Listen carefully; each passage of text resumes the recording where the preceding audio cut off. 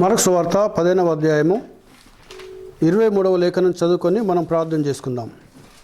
అంతటా బోలము కలిపిన ద్రాక్షరసము ఆయనకిచ్చిరు కానీ ఆయన దాన్ని పుచ్చుకొనలేదు. దేవుడు ఈ వాక్యంను దీవించునుగాక. హల్లెలూయా. ప్రార్థన చేసుకుందాం. జీవం గల మా దేవా, నీకు వందనాలు చెల్లిస్తున్నాం నాయన. దయగల మా తండ్రి, నీకు స్తోత్రములు చెల్లించుకుంటున్నాం. ఇంతవరకు నాయన పాటల చేత ప్రభా నీ పరిశుద్ధ నామాన్ని మేము స్తుతించాము, మేయపరచాము నాయన, గణపరిచున్నాము నాయన. నీ కొందనములు మా స్తుతుల సింహాసనమందు ఆసీనుడవైన మా తండ్రి, నిన్ను మా మధ్యలోకి ఆహ్వానిస్తున్నాం ప్రభా. చదవైన లేఖనము నీది నాయన. నీ పరిశుద్ధ లేఖనము ద్వారా మా అందరితో మీరు మాట్లాడండి. జరగబోయే ఆరాధనంతటికి ప్రభా పరిశుద్ధాత్మదేవ నీవు అధ్యక్షత వహించమని మేము ప్రార్థిస్తున్నాం. మనుషుడు మనుషునితో మాట్లాడితే వ్యర్థము, కానీ దేవా నీవు మాతో మాట్లాడితే నాయన మేము జీవిస్తాము తండ్రి. నీకు స్తోత్రము నాయన. నాయన ఇక అతి ప్రాముఖ్యమైన అంశాలకు వెళ్తుండగా నన్ను మరుగు చేసి, నేను శూన్యమైనాను, జీరో అయినాను ప్రభా, నన్ను మరుగు చేసి నాయన రంగస్థలమీనికి తండ్రి మీరు దిగొచ్చి నీ పరిశుద్ధ లేఖనం ద్వారా మీరు మాట్లాడండి నాయన. మరి యొక్క యూట్యూబ్లో వింటున్న బిడ్డలను కూడా ప్రభా మీరు దీవించినైనా మీరు ఆస్వాదించమని మేము ప్రార్థన చేయించున్నాం తండ్రి. జీవం గల మా తండ్రి, నీకు వందనాలు చెల్లించుకుంటున్నాం నాయన. నువ్వెంతైనా నమ్మదగిన దేవుడు తండ్రి, నీకు స్తోత్రం. నీ మాట మమ్మల్ని ఉత్తేజపరుస్తుంది, నీ మాట మమ్మల్ని పురికొల్పుతుంది, నీ మాట మాకు జీవాన్ని ఇస్తుంది, నీ మాట మమ్మల్ని బలపరుస్తుంది. నీ మాటలే ప్రభా మాకు నిత్య జీవాన్ని ఇస్తాయి నాయన. దయామయుడమైన మా యేసయ్య నీకు స్తోత్రములు చెల్లించుకుంటూ ప్రభా ఈ ఆరాధన అంతటి నాయన నీ పరిశుద్ధాత్మ స్వాధీనంలో తీసుకోమని మమ్మల్ని మేము తగ్గించుకుంటూ నీ నామాన్ని మయపరుసు గణపరుసు మా ప్రభును మా రక్షకుడైన యేసు క్రీస్తు పరిశుద్ధ నామంలో ప్రార్థిస్తున్నాం తండ్రి, ఆమేన్. దయచేసి కూర్చుందాం. నీ పరిశుద్ధ నామానికి మహిమ కలుగునుగాక. కూడి వచ్చిన మిమ్మల్ని మీ కుటుంబాలను ప్రభు దీవించి ప్రభు ఆశీర్వదించునుగాక. హల్లెలూయా, హల్లెలూయా. మన హృదయాంతరాలకు వెళ్ళి పాడి మన ప్రభుని కనుక స్తుతించి మన ప్రభుని కనుక మహిమపరిస్తే ఆయన మనల్ని దీవించే దేవుడైనాడు. హల్లెలూయా, హల్లెలూయా. దేవునికి స్తోత్రం కలుగునుగాక. మొదటిసారి వినండి పాటలు, రెండోసారి మాతో కలిసి పాడడానికి ప్రయత్నించండి. దేవుడు మిమ్మల్ని దీవిస్తాడు. ఎందుకంటే ఆయన ఆరాధనకు పాత్రుడు, ఆయన స్తుతులకు పాత్రుడు, ఆరాధనకు పాత్రుడు. ఇశ్రాయేలు చేయు స్తోత్రముల మీద ఆయన ఆసీనుడైన దేవుడైనాడు. మనము గొప్ప స్వరాలతో పాడుతున్నామా అనేది కాదు. ఒకవేళ గొప్ప స్వరము మనకుండి మనం దేవుని మహిమపరిచే సంతోషమే. మనకు స్వరము లేదని మనము మౌనంగా ఉండకూడదు. దేవుని మందిరంలోకి వచ్చినప్పుడు, దేవుని యొక్క సన్నిధిలోకి వచ్చినప్పుడు మనము పాట పాడి, కీర్తనలు పాడి ఆయన నామాన్ని స్తుతించడం ద్వారా, ఆయన నామాన్ని మహిమపరచడం ద్వారా, ఆయన నామాన్ని గణపరచడం ద్వారా ప్రభు మనల్ని దీవిస్తాడు. దేవుని స్తోత్రం. హల్లెలూయా, హల్లెలూయా. దేవుని నామానికి మహిమ కలుగునుగాక. సో దేవునికి స్తోత్రం. హల్లెలూయా. దేవుని నామానికి మహిమ కలుగునుగాక. ముఖ్యంగా 12వ తారీఖు సాయంత్రం ప్రార్థన ఉంటుంది. అదేవిధంగా 13వ తారీఖు అని శుక్రవారం సాయంత్రం ఉంటుంది, శనివారం సాయంత్రం కూడా ఉంటుంది, ఆదివారం ఉదయం ఉంటుంది, మళ్ళీ ఆదివారం సాయంత్రం చికెనబాలు ఉంటుంది ప్రార్థన. ఈ 3 విషయాల కోసం ప్రార్థించండి. సో ఇక్కడ చూడండి, చేదు స్మూర్ణ అనే చిన్న అంశమైనా నేను ఈరోజు ఇది స్మూర్ణ సంఘకాలము. వాస్తవానికి స్మూర్ణ సంఘకాలంలోకి వెళ్ళి ఈ లేఖనాన్ని తీసుకున్నాను నేను. స్మూర్ణ అనే పదానికి ఏంటండగా చేదు.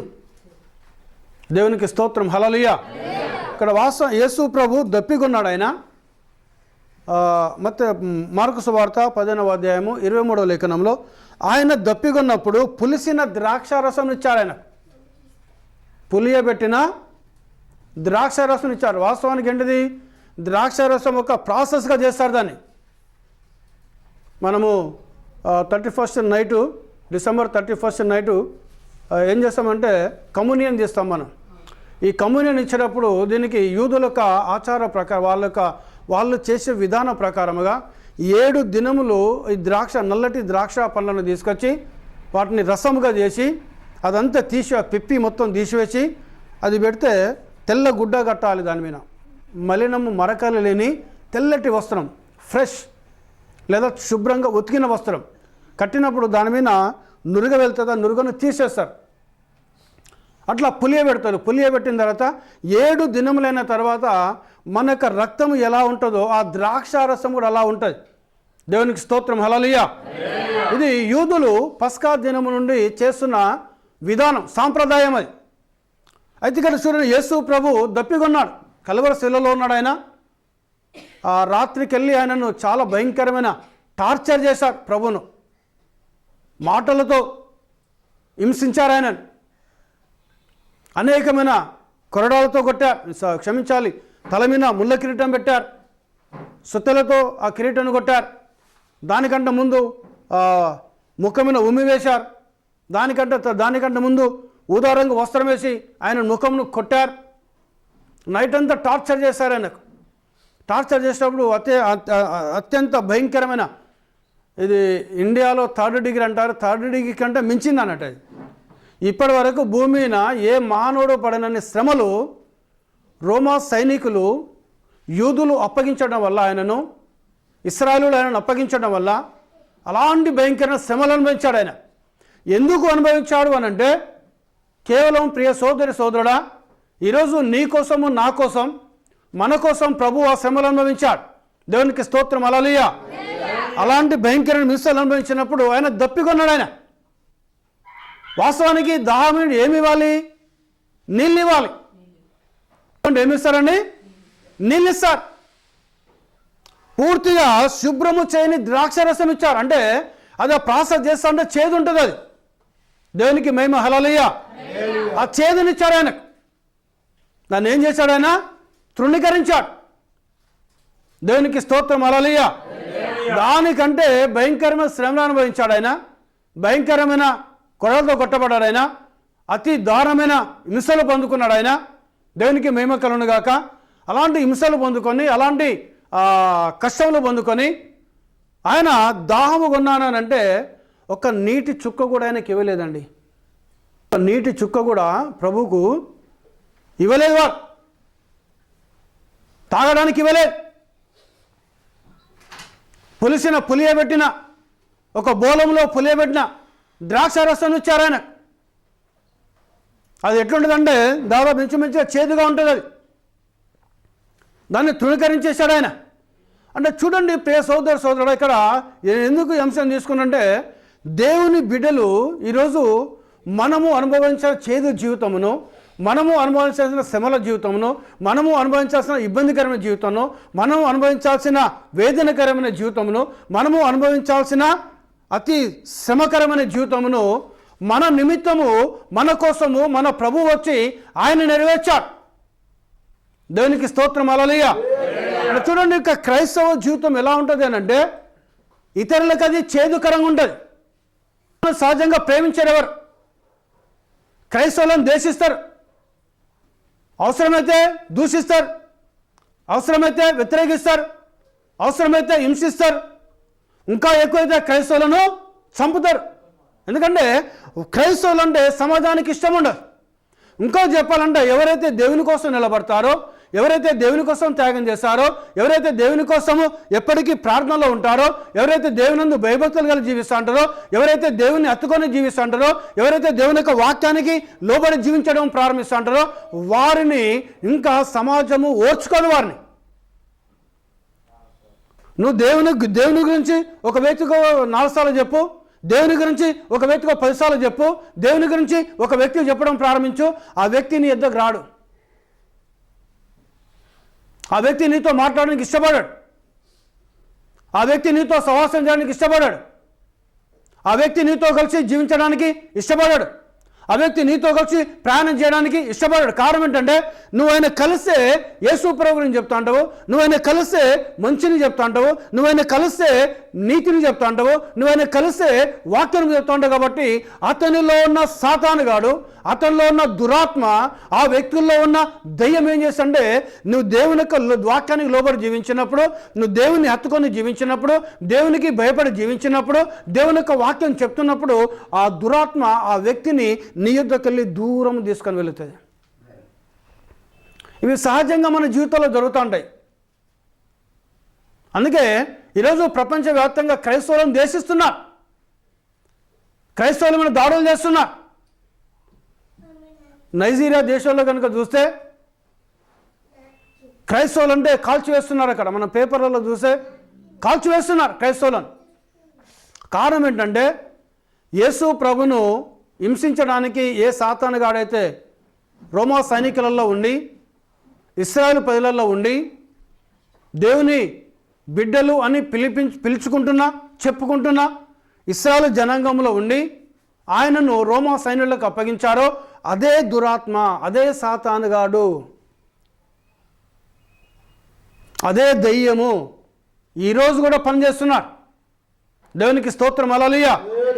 ఏదైనా అవకాశం వస్తే దేవుని బిడ్డను హింసించడానికి, ఏదైనా అవకాశం వస్తే దేవుని బిడ్డలను నిందలు పెట్టడానికి, ఏదైనా అవకాశం వస్తే దేవుని బిడ్డలను అవమానపరచడానికి, ఏదైనా అవకాశం వస్తే దేవుని బిడ్డలను వ్యతిరేకించడానికి, ఏదైనా అవకాశం వస్తే నీ మీద చాడులు చెప్పడానికి సాతానుగాడు వాని యొక్క బిడ్డలను వాడుకుంటాడు.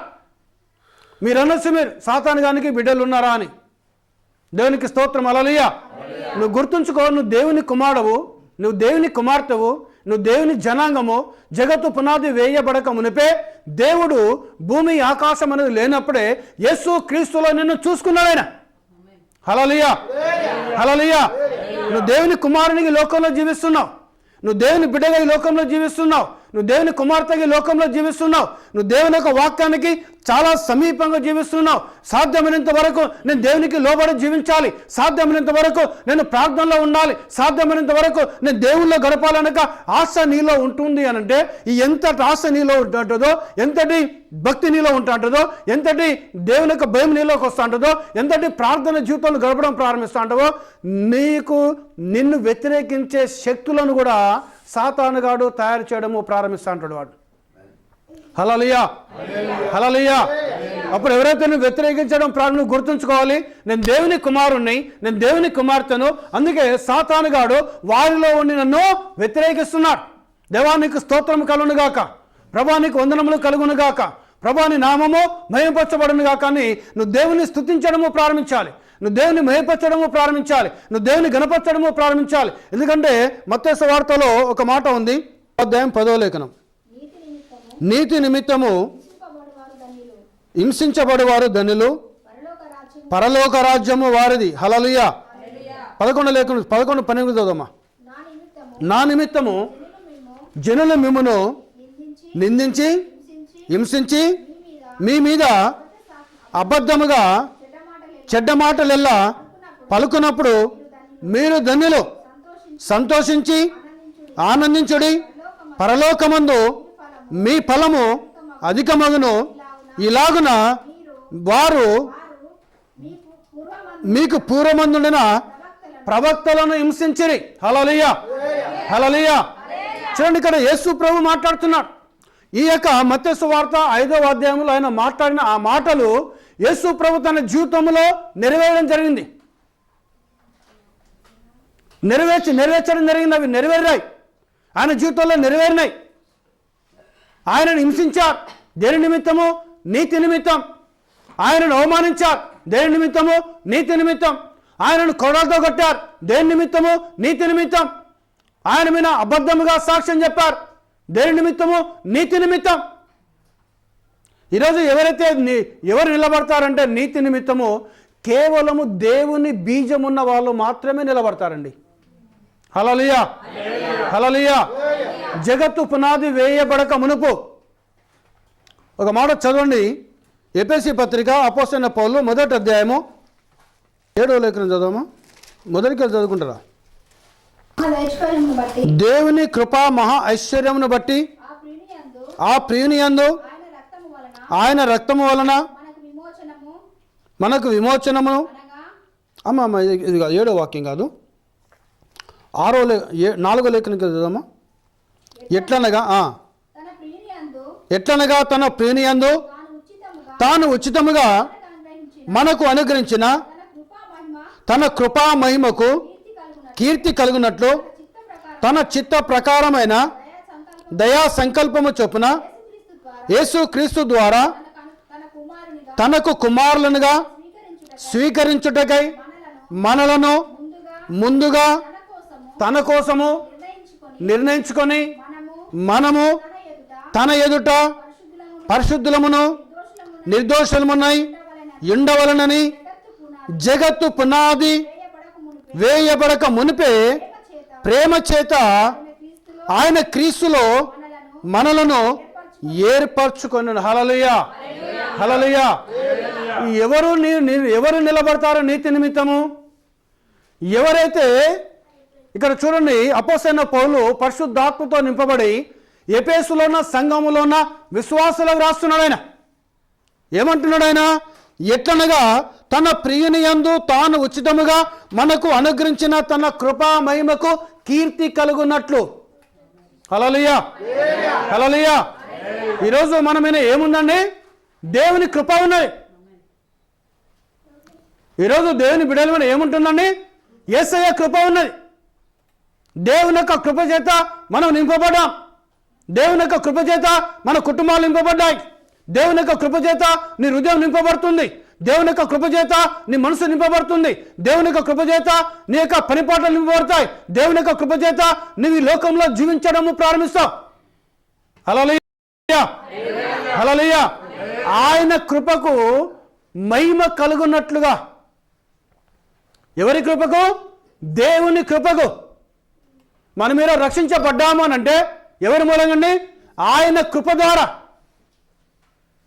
ఆయన కృప ద్వారా మనము రక్షించబడ్డాం.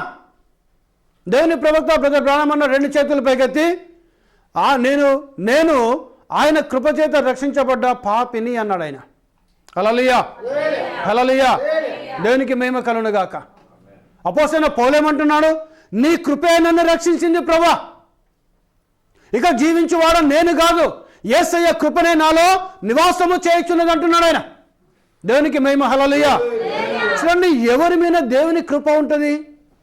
ఎవరైతే జగత్తు పునాది వేయబడక మునుపు, అనగా ఆకాశము, భూమి, సూర్యుడు, అణువు, పరమాణువు, జీవరాశులు అనేది లేక మునుపు యేసు క్రీస్తులో ఉన్నారో, ఎవరిలోని? యేసు క్రీస్తులో ఉన్నారో వారి మీద దేవుని కృప ఉంటుంది.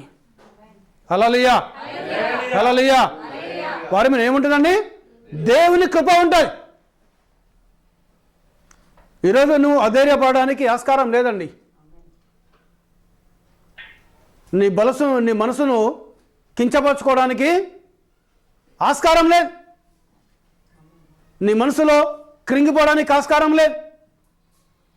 నీకు ఈ శ్రమలు వస్తున్నాయనంటే, క్రైస్తవులకి ఇబ్బందులు వస్తున్నాయంటే, క్రైస్తవులకి శోధన వస్తున్నది అనంటే, క్రైస్తవులు ఏమైనా దాడులు జరుగుతున్నాయి అనంటే, క్రైస్తవులు హింసించబడుతున్నారు అనంటే, క్రైస్తవులు చంపబడుతున్నారు అనంటే, లేదా దేవుని బిడ్డలు మనము ఈ వర్తమానం ఉన్న వాళ్ళను అవమానపరుస్తున్నారంటే, ఈ వర్తమానం ఉన్న వాళ్ళను వ్యతిరేకిస్తున్నారు అనంటే గుర్తుంచుకోవాలి, నీవు ఎవరు అని ఇవనంటే జగత్తు పునాది వేయబడక మునిపే దేవుని కృప చేత యేసు క్రీస్తులో నువ్వు కుమార్తెవు. యేసు క్రీస్తు ద్వారా నీవు దేవునికి కుమారుని అయ్యున్నావు. హల్లెలూయా, హల్లెలూయా. ఇది ఎవరిది ఎన్నిక? మనం ఏమంటాం? నేను దేవుని నమ్ముకున్నాను అంటాం మనం. అవునండి, కరెక్టేనా ఈ వర్డ్? ఈ పదం కరెక్టేనా? నేనంట కాదంటాను నేను. ఎందుకు తెలుసా? మనము పుట్టక మునిపే మన కోసం రక్తం కార్చిండు ఆయన ఈ భూమినికి వచ్చి. అవునా కదా? ఇంకా సృష్టి అనేది లేక మునిపే దేవుడు యేసు క్రీస్తులో నిన్ను ఒక కుమార్తెగా చూసుకున్నాడు. దేవుడు యేసు క్రీస్తులో నిన్ను ఒక కుమారునిగా చూసుకున్నాడు ఆయన. ఇప్పుడు చెప్పండి, ఎవరిది ఎన్నిక? మనల్ని దేవుని నమ్ముతున్నాడా, మనం దేవుని నమ్ముతున్నామా? అవునా కదా? అంతేనండి, వాస్తవమా కదా? దేవుని స్తోత్రం, హల్లెలూయా. మనం ఏమంటాం? మేము దేవుని నమ్ముకున్నామంటాం. మనం దేవుని నమ్ముకున్నాం, మంచిదే. కానీ ఆయన మనల్ని ముందుగా నమ్మిండు. ఆయన నిన్ను కుమారునిగా చూస్తున్నాడు దేవుడు, నిన్ను కుమార్తెగా చూస్తున్నాడు ఆయన. దేవునికి స్తోత్రం, హల్లెలూయా. నువ్వు గుర్తుంచుకోవాలి, నువ్వు ఏమని? నేను దేవుని కుమారుని, నేను దేవుని కుమార్తె. నేను అందుకే నాకు ఈ శ్రమలు వస్తున్నాయి, అందుకే నాకు ఈ కష్టములు వస్తున్నాయి, అందుకే నన్ను వ్యతిరేకిస్తున్నారు ఈ లోకం. ప్రజలు కాదండి మనకు శత్రువులు. మనలాంటి మానవ రూపం ధరించుకున్న మనుషులు కాదు శత్రువులు. ఎవరు? వారిలో ఉన్న సాతాను గాడు మన శత్రువు అయినాడు. హల్లెలూయా, హల్లెలూయా. వారిలో ఉన్న దయ్యము మన శత్రువు అయినది. నువ్వు జయించాలి వాడిని. యేసు ప్రభు కల్వరిలో ఏం చేశాడండి? జయించాడు ఆయన. దేవునికి స్తోత్రం, హల్లెలూయా. ఆ జయించే శక్తిని తన కృప ద్వారా నీలో కుమ్మరించాడు దేవుడు.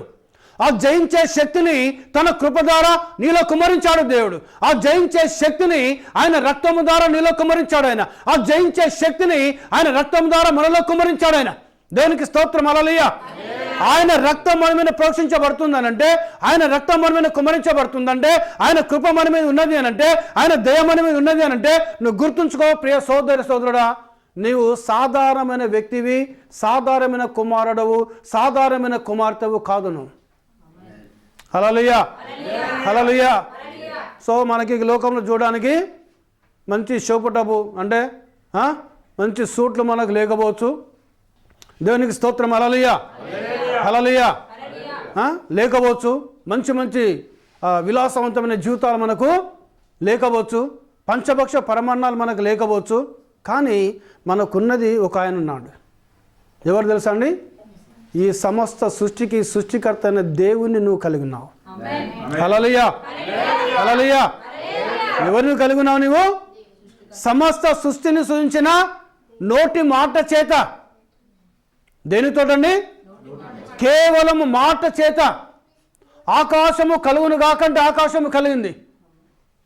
ఎవరన్నా పోయి చేతులతో తయారు చేశారు ఆకాశమును? Speak the word. దేవునికి స్తోత్రం. హల్లెలూయా. ప్రవక్త బ్రదర్ బ్రానం అంటాడండి, నీ హృదయంలో యథార్థత ఉండి, నీ మనసు కల్మషం లేకుండా ఉండాలి. నీ మనసులో కుట్రలు కుతంత్రాలని ఉండకూడదు. హల్లెలూయా. యథార్థమైన హృదయం కలిగి నీ నోటి ద్వారా అబద్ధములు ఆడకుండా. ఏం ఆడకుండా అండి? మోషేను గూర్చిన బోధన అనే వర్తమానం చదవను మీరు. ఇందులో ప్రవక్త బ్రదర్ బ్రానం చెప్తాడు, నీ నోటి ద్వారా అబద్ధములు ఆడకుండా నువ్వు యథార్థంగా జీవించుకుంటూ, దేవుని యొక్క వాక్యమును చదువుతూ, ప్రవక్త వర్తమానం చదువుతూ నువ్వు ప్రార్థన చేస్తే, నీ ప్రార్థన చేసి నువ్వు మాట చెప్తే సృష్టి జరుగుతుంది. హల్లెలూయా. అంటే ఎంతటి శక్తిని దేవుడు మన మీద కుమ్మరించాడండి. అవునా కదా? హల్లెలూయా. ఆమేన్, ఆమేన్. హల్లెలూయా. ఎలాంటి శక్తిని కుమ్మరించాడు ఆయన? ఈ కండిషన్స్ పెట్టాడు. నీ నోటితో అబద్ధాలు మాట్లాడద్దు. దానికంటే హృదయం ఎట్టుండాలి? యథార్థంగా ఉండాలి. ఎట్టుండాలి? హృదయము యథార్థంగా ఉండాలి. నీ మనసులో కల్మషం ఉండదు. నీ మనసు లోపల కల్మషం ఉండదు. కుట్రలు కుతంత్రాలు అసూయలు ఈర్ష్యలు ద్వేషములు కోపపడుడి కానీ సూర్యుడు అస్తమించేంత వరకు మీ కోపము నిలిచి ఉండొద్దు అన్నాడు ఆయన. సూర్యుడు అస్తమించిందంటే నీ కోపం వెళ్ళిపోవాలని మనసులోకి వెళ్ళి. అంతకు మించింది దయ్యం అన్నాడు యేసయ్య. హల్లెలూయా, హల్లెలూయా. నేను కోపం, ఎందుకంటే ఒక తండ్రి తన పిల్లలను కోపగిస్తాడు కదా. అవునా కదా? తల్లి తన పిల్లలను కోపగిస్తాడు. ఒక స్కూల్ టీచరు పిల్లలను కోపగిస్తాడు. కానీ ఎప్పటి వరకు ఉండాలి? సూర్యుడు అస్తమించిందంటే నీ మనసులో కోపము ఉండకూడదు. అలాంటి యథార్థమైన హృదయం కలిగి, కల్మషము లేకుండా, ప్రార్థన జీవితము కలిగి, రోజు బైబిల్ చదువుకుంటూ, రోజు వర్తమానం చదువుకుంటూ, రోజు ప్రార్థన చేసుకుంటూ నువ్వు జీవిస్తే, ప్రియ సోదరి సోదరుడా, నువ్వు గుర్తుంచుకో, నువ్వు మాట చెప్తే దేవుడు క్రియ చేస్తాడు. ఆయన అన్నాడు, మార్కు సువార్త 11వ అధ్యాయం మీరు చూడండి.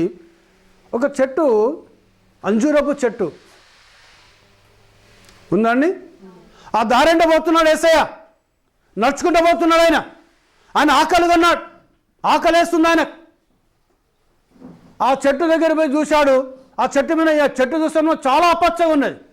దేవునికి స్తోత్రం. హల్లెలూయా. ఆ చెట్టు చాలా నిగనిగలాడుతుంది, చాలా పచ్చగా ఉన్నది చెట్టు అది. కానీ దగ్గర పోయి చూశాడు, ఆ చెట్టులో ఫలము లేవు. ఒకటే మాట ఏమని, ఇక మీదట అన్ని ఫలములు ఎవడు తినకుండా కాకన్నాడు ఆయన. హల్లెలూయా. ఆ మాట చెప్పి వెళ్ళిపోయాడు. వెళ్ళిపోయి సేవ ముగించుకొని మరలా సాయంకాలం తిరిగి వస్తున్నాడు ఆయన. పేతురు దీన్ని గమనించాడు. ఆయన గమనించి ప్రభుతో అంటున్న, ప్రభా, ఉదయం నీవు శపించిన ఈ చెట్టు వేళ్ళ మొదలుకొని చివరి వరకు ఎండిపోయినది ప్రభా అన్నాడు ఆయన. హల్లెలూయా, హల్లెలూయా. దేవునికి పేతురు వెళ్ళి గడ్డపార పలుగు తీసుకొని వెళ్ళి తొవ్వి చూశాడా?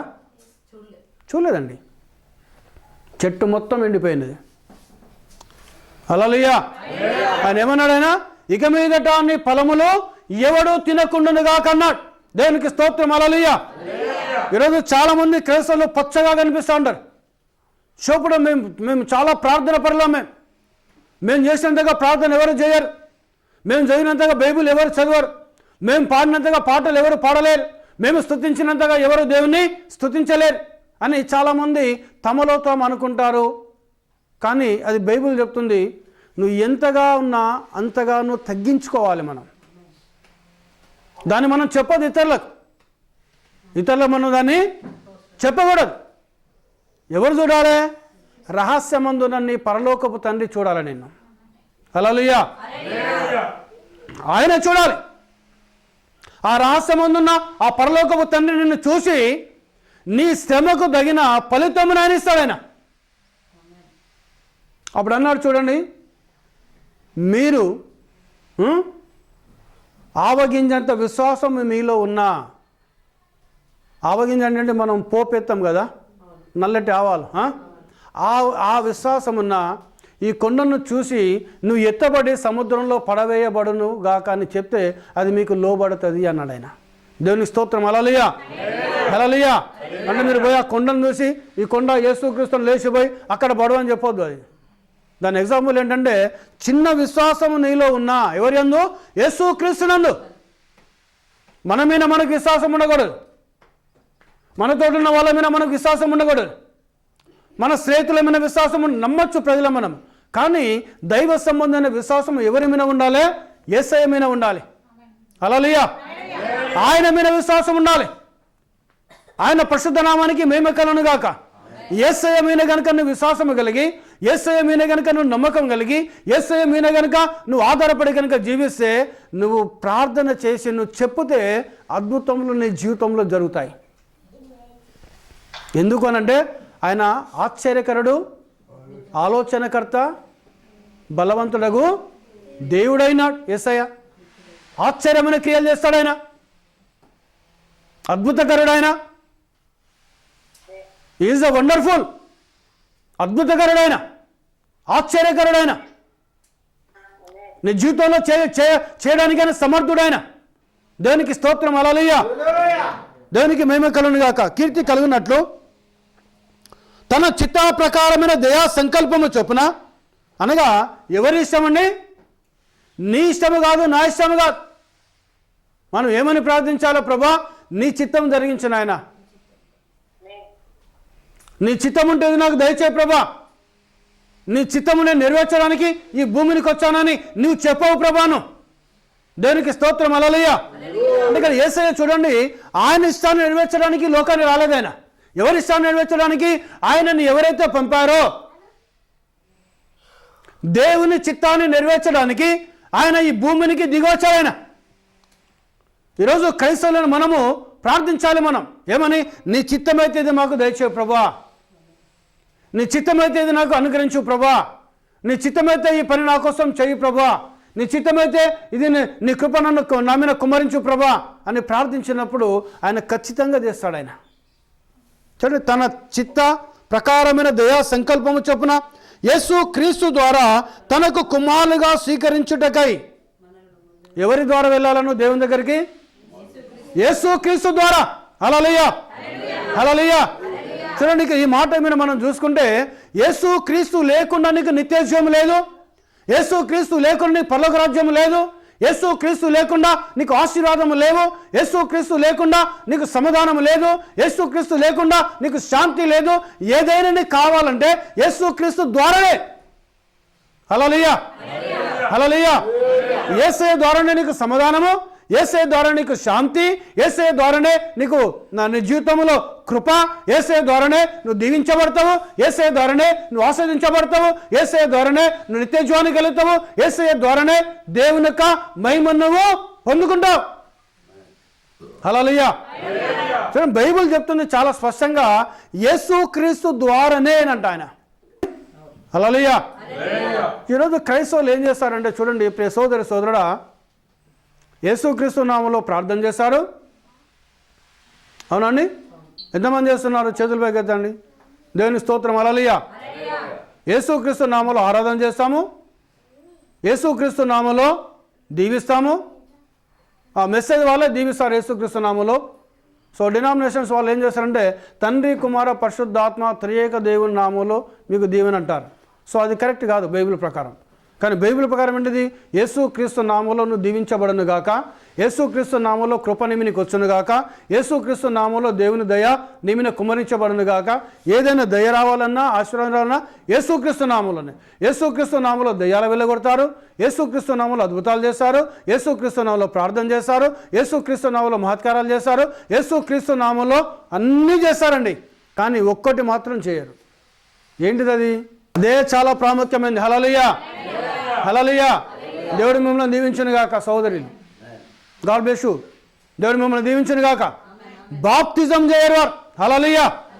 అవునండి. దయ్యాలు యేసుక్రీస్తు నామములో వెళ్ళగొడతావు, అద్భుతాలు యేసుక్రీస్తు నామములో చేస్తావు, యేసుక్రీస్తు నామములో దేవుని కృపను పొందుకుంటావు, యేసుక్రీస్తు నామములో ప్రార్థన చేస్తావు, యేసుక్రీస్తు నామములో భాషలు మాట్లాడతావు, యేసుక్రీస్తు నామములో ప్రవచనాలు చెప్తావు, యేసుక్రీస్తు నామములో అన్నీ చేస్తావు. ఇవన్నీ కూడా భూ సంబంధమైనవి. అంతేనండి? వాస్తవమే కదా? కానీ వాస్తవానికి ఏం కావాలి నీకు? మొట్టమొదట యేసుక్రీస్తు నామములో బాప్తిజం. హల్లెలూయా, హల్లెలూయా. యేసుక్రీస్తు నామములో బాప్తిజం తీసుకుంటే నువ్వు ఎక్కడ జన్మిస్తావు? నువ్వు పరలోకంలో జన్మిస్తావు. హల్లెలూయా. నిత్య జీవములో జన్మిస్తావు. ప్రియ సోదరి సోదరుడా, అన్నీ చేస్తారు. అందుకే ఇక్కడ దేవుడు కూడా నువ్వు దేవునికి కుమారుని కావాలంటే యేసుక్రీస్తు ద్వారానే, నువ్వు దేవునికి కుమార్తె కావాలంటే యేసుక్రీస్తు ద్వారానే. దేవునికి స్తోత్రం. హల్లెలూయా. ఇది ఎప్పుడు నిర్ణయించాడు ఆయన? 2025 సంవత్సరాల క్రితం నిర్ణయించలేదండి ఆయన. ఆయన ఎప్పుడు నిర్ణయించాడు? ఆయన జగత్తుకు పునాది వేయబడక మునుపు. ఈ నిర్ణయం నీది కాదు, నాది కాదు. ఈ నిర్ణయం ఎవరిది కాదండి? మానవ సంబంధమైన మనది కాదు ఈ నిర్ణయం. అది ఎవరి నిర్ణయం? అది దేవుని నిర్ణయమైనది. హల్లెలూయా, హల్లెలూయా. అంటే యేసుక్రీస్తు ద్వారా తనకు కుమారులనుగా స్వీకరించుటకై మనలను ముందుగా నిర్ణయించుకున్నాడు ఆయన ముందుగా మనల్ని. అవునా కదా? వాస్తవమే కదా? మనం అనుకుంటాం మనం ఇంత పేదోని ఇంట్లో కడుపులు ఎట్లా పుట్టినరా అని అనుకుంటాం మనం. అవునా కదా? చిన్న ధనవంతుని ఇంట్లో పుడితే బాగుండు కదా అనుకుంటాం మనం.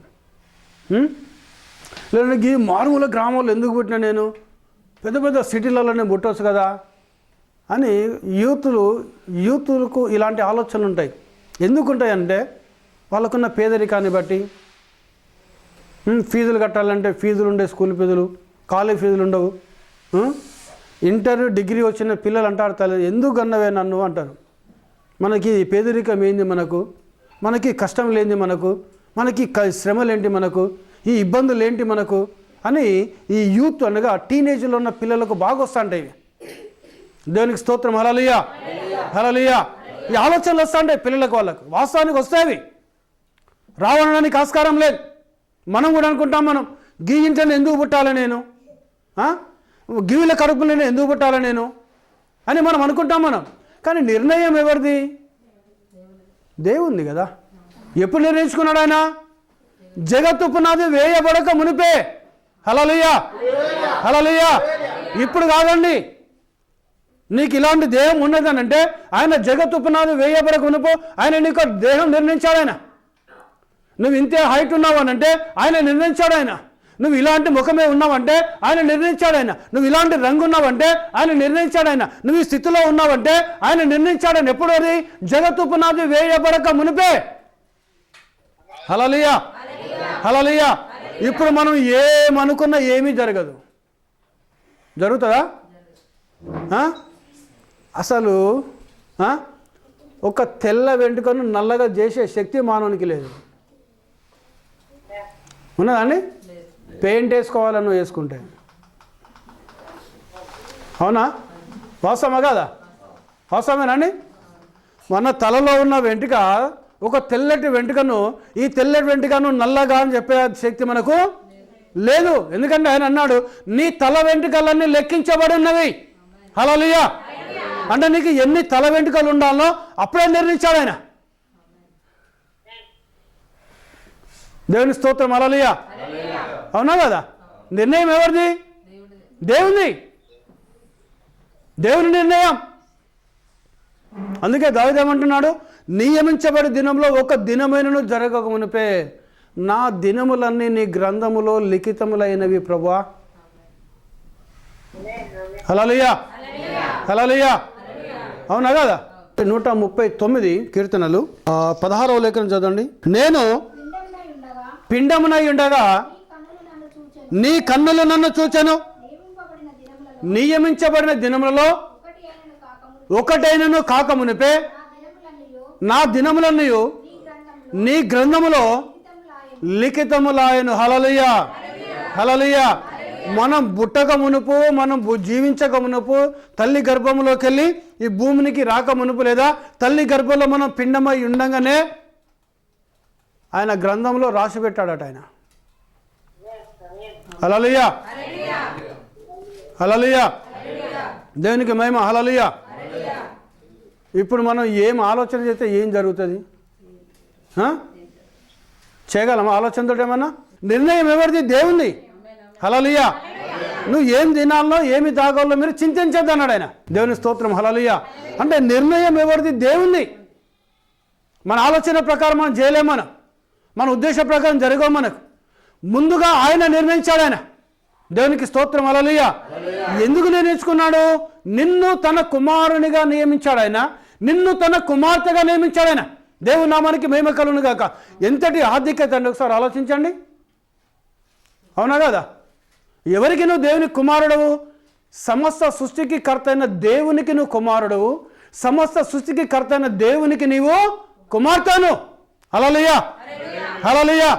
ఎప్పుడు నిర్ణయం ఇది? ఈ సృష్టి అనేది ఏది లేనప్పుడే, ఒక అణువు పరమాణువు లేనప్పుడే ఆయన నిర్ణయించుకున్నాడు ఆయన. కాబట్టి ఏం చేస్తా అంటారు? నువ్వు దేవుని కుమారుడు కాబట్టి అది నీకు తెలియదు, నాకు తెలియదు.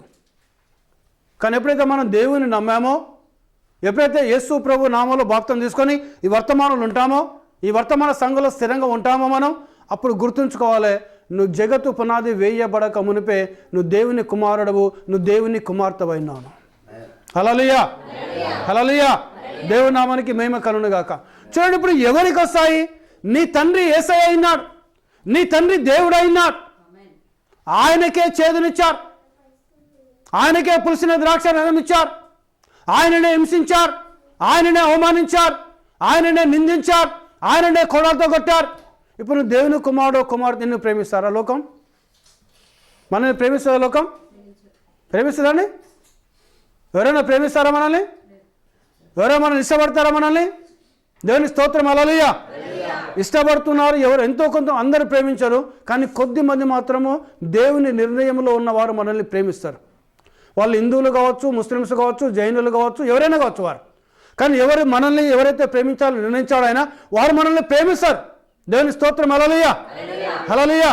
వారు మనల్ని ప్రేమిస్తారు, మన కష్టాల మొదట నిలబడతారు, వారు మన శ్రమల మొదట నిలబడతారు. వారు ఏ కులమైనా కావచ్చు, ఏ జాతైనా కావచ్చు, ఏ మతమైనా కావచ్చు, ఏ ఊరైనా కావచ్చు, ఏ ప్రాంతమైనా కావచ్చు. నువ్వు ఎప్పుడైతే కష్టంలో ఉంటావో, నువ్వు ఎప్పుడైతే శ్రమలో ఉంటావో, ఎప్పుడైతే నువ్వు ఇబ్బందుల్లో ఉంటావో, క్రైస్తవులైనా సహాయం చేయడం లేదు, దేవుని నమ్ముకున్న సహాయం చేయడం లేదు, మన తోట ఉన్న వాళ్ళు మనం సహాయం చేయాలని లేదు. కానీ ఆయన ఎప్పుడైతే నిర్ణయించి పెట్టాడో, జగత్తు పునాది వేయబడకనుపో ఎవరైతే నిర్ణయించి పెట్టారో ఆ వ్యక్తులను వద్దన్నా నీ యొద్దకు వచ్చి నిన్ను ఆదరిస్తారు వారు. హల్లెలూయా. ఆ వ్యక్తులు వద్దన్నా నీకు వచ్చి సహాయం చేస్తారు వాళ్ళు. ఆ వ్యక్తులు వద్దనుకున్నా, నీకు ఇష్టం లేకున్నా వారు నీతో నిలబడతారు వారు. దేవునికి స్తోత్రం. హల్లెలూయా, హల్లెలూయా. అది ఎవరు నిర్ణయించారు? అది దేవుడు నిర్ణయించాడు. అది ప్రభు యొక్క నిర్ణయమైనది, అది దేవుని యొక్క సంకల్పమైనది. దేవునికి స్తోత్రం. హల్లెలూయా. కానీ వేరే వాళ్ళకి ఎలా ఉంటావు? నువ్వు ఒక చేదుగా ఉంటావు. ఎలా ఉంటావండి? చేదుగా ఉంటావు. నిన్ను ఇష్టపడరు కొంతమంది, మెజారిటీ పీపుల్ నిన్ను ఇష్టపడరు, ఎక్కువ మంది ప్రజలు నిన్ను ఇష్టపడరు. నేను ఎందుకు అనంటే నువ్వు దేవుని కుమారుడవు, నువ్వు దేవుని కుమార్తెను. నీ మాట వారికి చేదుగా ఉంటుంది, నీ చూపు వారికి చేదుగా ఉంటుంది, నీ స్పర్శ వారికి చేదుగా ఉంటుంది. నువ్వు వాళ్ళ ఇంటికి వెళ్తే కూడా వాళ్ళు ఇష్టపడరు. వారు లిప్ సింపతి బాగుంటుంది, పెదవులతో బాగా స్తుతి, అబ్బా అన్న అన్న, అబ్బా అక్క అక్క అంటారు. తర్వాత ఎందుకు వచ్చింది ఇది మా ఇంటికి, వీడు ఎందుకు వచ్చిండు మా ఇంటికి, దీనికి ఏం పని లేదు, దీనికి ఊరికే మా ఇంటికి వస్తాడు, ఊరికే మా ఇంటికి వస్తుంది, ఈమె ఎప్పుడు పోతే బాగుండరా అని చూస్తుంటారు వాళ్ళు. అవునా కదా? నాకే జరిగినండి, చాలా జరిగినాయండి నాకే జరిగినాయి చాలా. ఎందుకంటే మనం ఏం చెప్తాం? దేవుని గురించే చెప్తాం, మనం వర్తమానం గురించే చెప్తాం మనం. దేవునికి స్తోత్రం, హల్లెలూయా. వాళ్ళకి అది ఇష్టం ఉండదు వారికి. అందుకే బైబిల్ ఏం చెప్తుంది? సమ్మతించకుండా ఇద్దరు కూడి నడుతురా.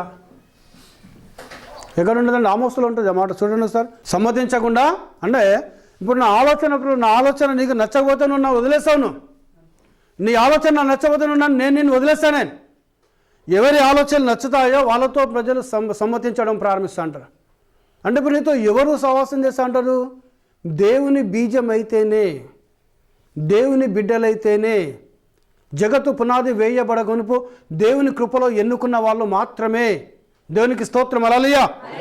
వారు నీతో నిలబడతారు, వారు నీ కోసం ప్రార్థన చేస్తారు, వారు నిన్ను బలపరచడం ప్రారంభిస్తుంటారు, వారు నిన్ను స్థిరపరచడం ప్రారంభిస్తుంటారు. దేవునికి మహిమ, హల్లెలూయా. చూడండి, సమ్మతిస్తున్నావు. నువ్వు చెప్పేది వాళ్ళకు అనుకూలంగా ఉంటుంది, వాళ్ళు చెప్పే నీకు అనుకూలంగా ఉంటుంది. దేవునికి స్తోత్రం, హల్లెలూయా. చూడండి, యేసు ప్రభు ద్వారా మనం చూస్తే దయ్యాలు వెళ్ళగొట్టాడు, రోగులను స్వస్థపరిచాడు.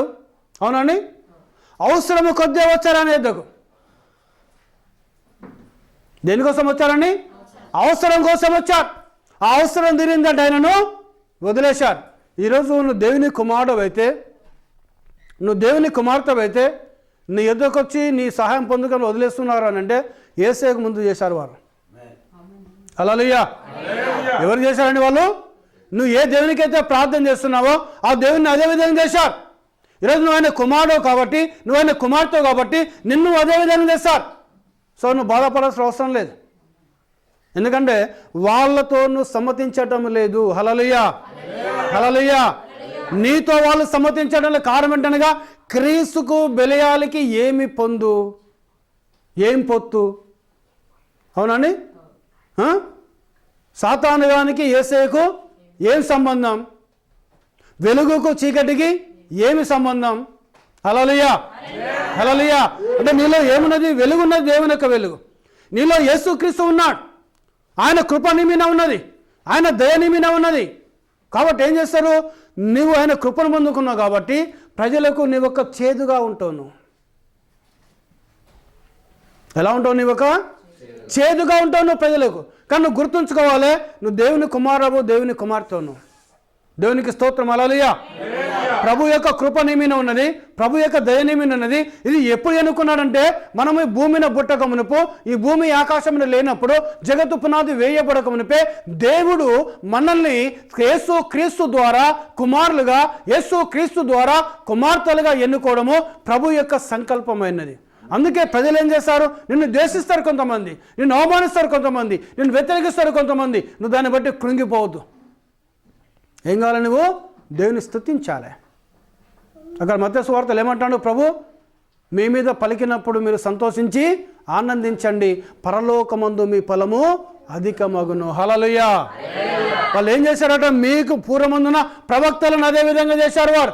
వాళ్ళు చేశారు కాబట్టి ఈరోజు అదే వెలుగుతో నువ్వు ఈ లోకానికి వచ్చావు కాబట్టి, అదే కృపతో నువ్వు ఈ లోకానికి వచ్చావు కాబట్టి, అదే వాక్యంతో నువ్వు ఈ లోకానికి వచ్చావు కాబట్టి, అదే వాక్యం నువ్వు నమ్ముతున్నావు కాబట్టి, అదే సత్యాన్ని నువ్వు నమ్ముతున్నావు కాబట్టి, అదే వర్తమానం నమ్ముతున్నావు కాబట్టి, అదే దేవుని కలిగి ఉన్నావు కాబట్టి వారు నిన్ను కూడా ద్వేషించడం ప్రారంభిస్తూ అంటారు. హల్లెలూయా, హల్లెలూయా. నువ్వు వాళ్ళకు ఒక చేదుగా కనిపిస్తూ అంటున్నావు, ఒక వినసొంపని మాట ఉంటుంది నీ మాట వారికి. కానీ గుర్తుపెట్టుకోవాలి, నువ్వు దేవుని కుమారుడవు, దేవుని కుమార్తెవు. ఎవరి ద్వారానా? యేసు క్రీస్తు ద్వారా. చూడండి, ఎంత గొప్ప భాగ్యం దేవుడు మనకిచ్చాడు, ఎంత గొప్ప ధన్యత దేవుడు మనకిచ్చాడు. మనం ఎవరిమో మనం తెలియదు మనకు. అవునండి. మనం బతికేదో మనకు తెలియదు, అసలు రేపు ఏం జరుగుతుందో కూడా మనకు తెలియదు. కానీ మన గురించి ప్రణాళిక మొత్తం ఆయన రాసిపెట్టాడు. ఆయన మన జీవన విధానం అంతా రాసిపెట్టాడు. ఆయన మన బతుకంతా రాసిపెట్టాడు. ఆయన ఎవరు? యేసయ్య. దేవుని స్తోత్రం, హల్లెలూయా, హల్లెలూయా. సో ఆ యేసయ్య అడిగితే ఏమన్నారు వాళ్ళు? పులిసిన ద్రాక్షరసం ఇచ్చారు, నీళ్ళు ఇవ్వాలి ఆయనకు. ఈరోజు మనకు మనం అడిగితే మంచిగా ఇస్తారా? మనకు ఇస్తారా అండి? ఇవ్వరు.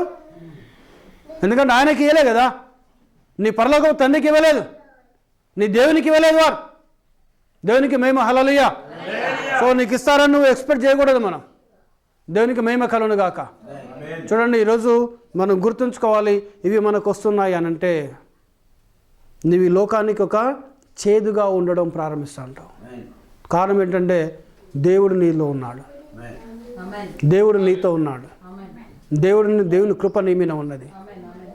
నీ మాటల వరకు వెనుసొంపుగా ఉండవు. చేదంటే దేశం నీ మీద ద్వేషిస్తూ అంటారు వాళ్ళు, నీ వ్యతిరేకిస్తూ అంటారు వాళ్ళు, నిన్ను దూషిస్తూ అంటారు వాళ్ళు. వీలైతే క్రైస్తవులను చంపడానికి ప్రయత్నిస్తారు, చంపుతున్నారు కూడా. దేవునికి మహిమ. హల్లెలూయా. సో మనకు ఒక ధైర్యం ఉంది. ఎవరు మన ధైర్యము? దేవుడే మన ధైర్యం అయినాడు. అందుకే అపోస్తలుడు పిరికి ఆత్మను దేవుడు మనకి ఇవ్వలేదంట, దత్తపుత్ర ఆత్మను, ధైర్యం కలిగిన ఆత్మను దేవుడు మనకిచ్చాడు. ఆయన కుమారుని యొక్క ఆత్మను దేవుడు మనకిచ్చాడు. ఆయన ఎవరు? ఆయన కుమారుడు ప్రభువైన యేసుక్రీస్తు అయినాడు. హల్లెలూయా. యేసుక్రీస్తు ఏ ఆత్మను కలిగి ఉన్నాడో, యేసుక్రీస్తు ఏ శక్తిని కలిగి ఉన్నాడో అదే ఆత్మను మనకిచ్చాడు దేవుడు, అదే శక్తిని మనకిచ్చాడు దేవుడు. దేవునికి మహిమ కలుగును గాక. హల్లెలూయా. అందుకే మనం అధైర్యపడకూడదు, మనం కృంగిపోకూడదు. మనం సోదర సోడా, నువ్వు ఎట్టి పరిస్థితుల్లో కృంగొద్దు, నువ్వు ఎట్టి పరిస్థితుల్లో అధైర్యపడకూడదు. నువ్వు ధైర్యం కలిగి ఉండాలను, ఆనందం కలిగి ఉండాలను, సంతోషం కలిగి ఉండాలను, నెమ్మదిని కలిగి ఉండాలను, దేవుని కృపను కలిగి ఉండాలను. నువ్వు ఆ సంతోషముతో ఆయనను స్తుతించడము ప్రారంభించును. పరలోకమందు నీ ధనము అధికమవుతుంది, నీ ఫలము అధికమవుతుంది పరలోకంలో. దేవునికి మహిమ. హల్లెలూయా. చూడండి, ఎవరి ఆత్మను దేవుడు మనకిచ్చాడట? ఆయన కుమారుడైన యేసుక్రీస్తు యొక్క ఆత్మను దేవుడు మనకు అనుగ్రహించాడు. ఆయన నామానికి మహిమ కలుగును గాక. హల్లెలూయా. ఆయన అన్ని జయించాడు. ఆయన లోకంను జయించాడు, శరీరాశను జయించాడు, నేత్రాశను జయించాడు, జీవపు డంబాన్ని అయినా జయించాడు, సాతాను గారిని జయించాడు, వాడిని తలను చిత్తగొట్టాడు. ఆయన తిరిగి లేచిండు. ఆయన హల్లెలూయా. ఆయన మరణంను జయించుండు, సమాధిని జయించుండు, నరకంను జయించుండు, పాతాళం జయించుండు, సాతాను శక్తులన్నిటిని జయించిండు. ఆయన జయశీలుని యొక్క ఆత్మను మనం కలిగి ఉన్నాం. మనం ఆ జయశీలుడు ప్రభువైన యేసుక్రీస్తు అయినాడు. ఈ మాటలను ప్రభు దీవించి ఆస్వాదించునుగాక. తలలోంచండి, ప్రార్థన చేస్తాను. దయగల మా దేవా, నీకు వందనాలు చెల్లిస్తున్నాం నాయన. కృపగల మా తండ్రి, నీకు స్తోత్రములు. మహోన్నతమైన మా దేవా, నీ ఘనమైన పరిశుద్ధమైన శ్రేష్టమైన నామాన్ని బట్టి ప్రభా నీకు వందనాలు చెల్లించుకుంటున్నాం నాయన. ఇంతవరకు నాయన మీరు ఇచ్చిన వాక్యాన్ని బట్టి వందనాలు. 30ంతలుగా 60ంతలుగా 100ంతలుగా ప్రభా మీరు దీవించినైనా మీరు ఆస్వాదించమని మేము ప్రార్థిస్తున్నాం నాయన. వాక్యమైన ప్రభా నీ పరిశుద్ధాత్మ యొక్క ఆశీర్వాదములను కుమ్మరించునైనా.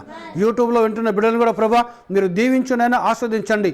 యేసుక్రీస్తు నామములో వారి దయ్యాలు వెళ్ళిపోను గాక, యేసుక్రీస్తు నామములో వారు స్వస్థపరచబడదురు గాక, యేసుక్రీస్తు నామములో వారి పేదరికం పోను గాక, యేసుక్రీస్తు నామములో వారి కుటుంబాలు దీవించబడను గాక, యేసుక్రీస్తు నామములో సమాధాన వారి హృదయంలో ఉండును గాక, యేసుక్రీస్తు నామములో వారి హృదయంలో నెమ్మది ఉండును గాక, యేసుక్రీస్తు నామములో సమస్తమైన ఆశీర్వాదములు, పరలోకపు ఆశీర్వాదములు వారి కుటుంబంలో వారి మీద నిత్యము ఉండును గాక. దయామేడమైన మా తండ్రి నీకు స్తోత్రం చెల్లిస్తూ, ఈ మనవులన్నీ మీరు ఇచ్చిన నీకు స్తోత్రాలు చెల్లిస్తూ, మా ప్రభును మా రక్షకుడైన యేసు నామములో ప్రార్థిస్తున్నాం తండ్రి. Amen. God bless you all. దేవుడు మిమ్మల్ని దీవించును గాక.